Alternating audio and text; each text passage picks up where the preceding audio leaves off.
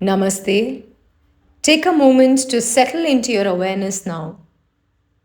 What we are about to explore is going to challenge everything you have learned about a spiritual practice. Let's understand this framework. Any path that you choose becomes your greatest invisible prison. It's your trap, it's your biggest obstacle. But how does that even make sense? It's because the very existence of a seeker automatically reinforces a separate self's existence. It simply fragments your natural state of contentment through the act of becoming a seeker. The seeker in you wants a method, a map, a path to follow, and finally, some state to achieve that is in the future. But I'm here to tell you that you don't need to learn anything more. Simply adding more knowledge will not lead to the transcendence of seeking. More effort cannot produce the state of effortless being. The method is the biggest obstacle in your way. A lot of seekers use chanting and language as their path.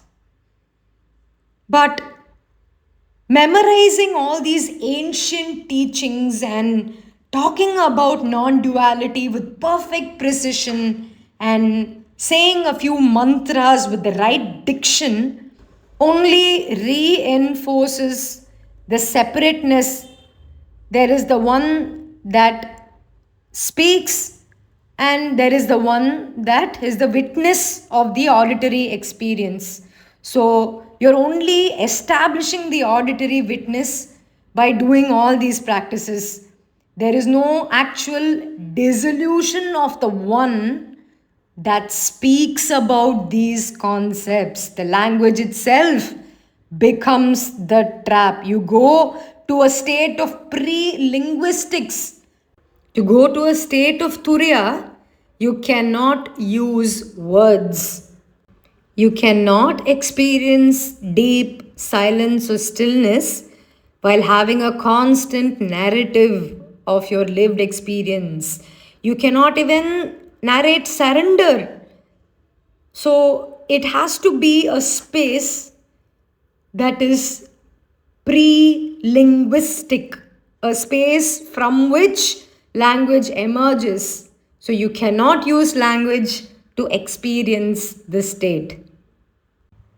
And the same thing applies for your visual seeker, the one that likes to visualize the spinning chakras and notice the kundalini rising as an image through the body, visualizing signs, symbols, and sacred geometry. Again, when you visualize light or when you see inner landscapes, you're creating the one who is watching. There is a seer and there is something that is being seen. There is a division. So, the one who witnesses and the one that is being witnessed maintains that separation. The formless cannot be visualized. Adiyandam illa is Shivam. Shivam cannot have a visual form. So, trying to picture symbols and colors and awakening will keep you trapped and locked in that mechanism of sight. The very tool becomes the thing that fragments your experience into an observer and observing of whatever visual scenes or lights or whatever it is that you see.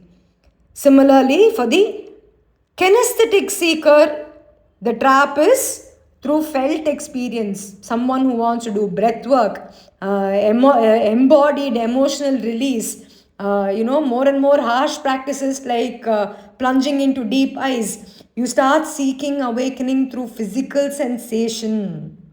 But again, see, there is a dichotomy. There is the feeler and the feeling, the one who experiences and the one who notices the energetic shift. the one who witnesses somatic relief versus the experiencer itself. There lies the division. Awakening is again not something to be felt, it cannot be embodied because embodiment requires someone to be doing the embodying itself. Therefore, each approach, be it auditory through chanting, visual through chakra spinning visualizations, and kinesthetic through even deep practice of yoga asana, see, it assumes that awakening can be learned, developed, and achieved through sufficient practice. And this assumption creates the seeker, and the seeker is your biggest obstacle. All I'm trying to say is let us rest in what remains when this grasping and seeking and craving stops. It is not a state to be reached. We are simply going to let go of the grasping and experience moment by moment awareness. We are not trying to get to some place. That's it. This is an invitation to stop understanding and to simply have a non narrative experience of the present moment. Let's continue in silence.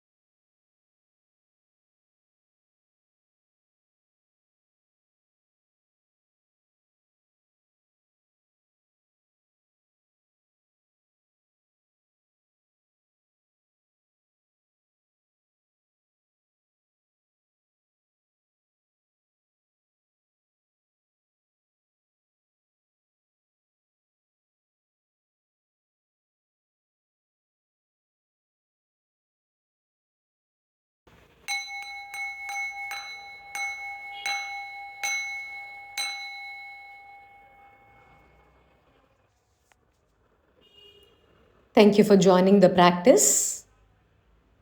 See you in the next session. Namaste.